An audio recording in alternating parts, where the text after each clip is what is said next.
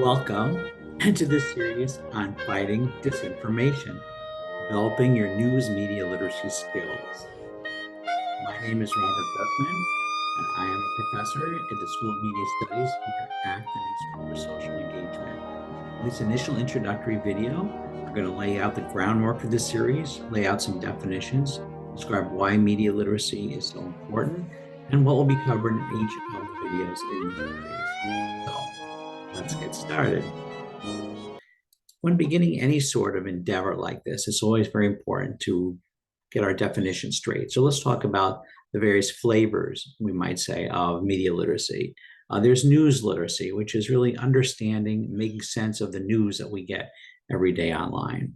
There's information literacy. That term is often used by librarians and faculty members about understanding your source of information when you're doing research, the differences between scholarly journals and websites and videos and so forth in the academic environment.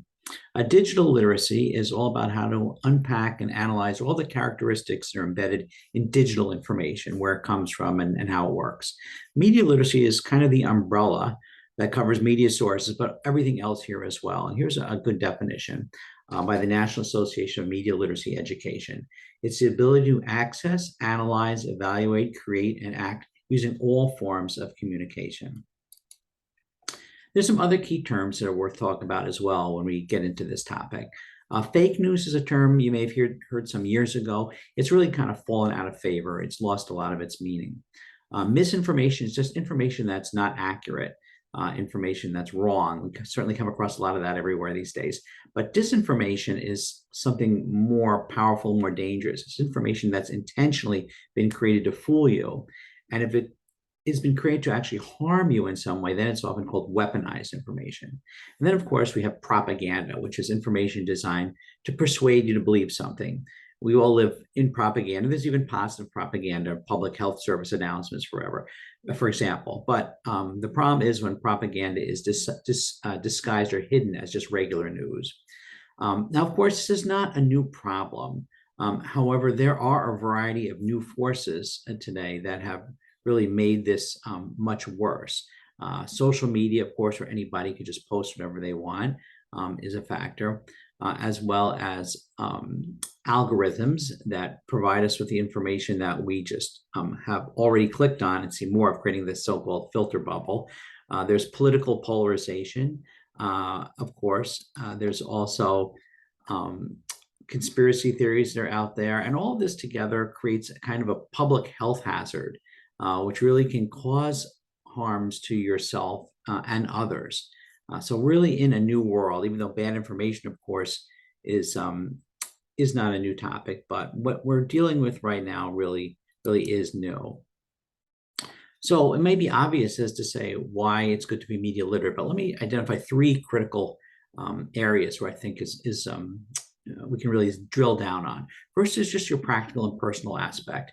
If you're relying on bad data, whether it comes on your social media feeds or anywhere else, you're going to make bad decisions. It's hard to make good decisions with bad information. Also, there's a psychological aspect. Nobody likes to be fooled or tricked into believing something that's not true, especially if it gets you to act against your own interests. And finally, there's what's happening in the public sphere. In a democracy, you don't all have to have the same viewpoints or perspectives or opinions, but you do need a shared set of facts to be able to operate. And disinformation is fueling public disinformation. And that's happening not just online, of course, as we all have come to realize. So what are the series goals here? It's knowing why conspiracy theories are flourishing, understanding algorithms and the attention economy, learning how to be your own fact checker. Really, when you find information online that you're not sure if it's accurate or not, how do you actually verify it? And then also a better understanding of your media sources. What about the question of bias? We did a survey of what new school students in particular use as their media source. Are there gaps in what you're looking at maybe that you need to be aware of in terms of getting a full view of what's going on in the world? And then the whole question of trust. Should you trust any sort of media source? We're also going to talk about how to avoid getting triggered on social media. to avoid just getting sucked in because something resonates with you so strongly and maybe taking you down areas you may not want to go. And all of this ultimately is all about what we might call building sustainable habits of mind. The way this series is organized, this is part one.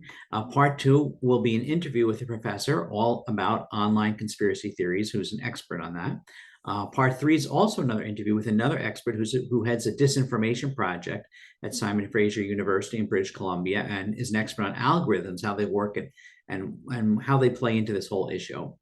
Part four are those practical information evaluation strategies that we're going to be talking about. So you can tell for yourself whether something is more or less likely to be accurate.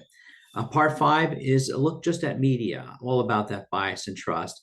And then part six are those mindfulness methods that we'll talk about to avoid getting triggered.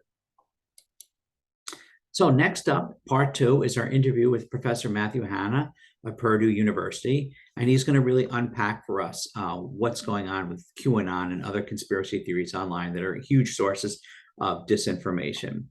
And while you're listening to Professor Hanna, as well as Professor Ahmed, the next interview after this, I might ask you to just think about a few things as you're listening. What's resonating with your own experience?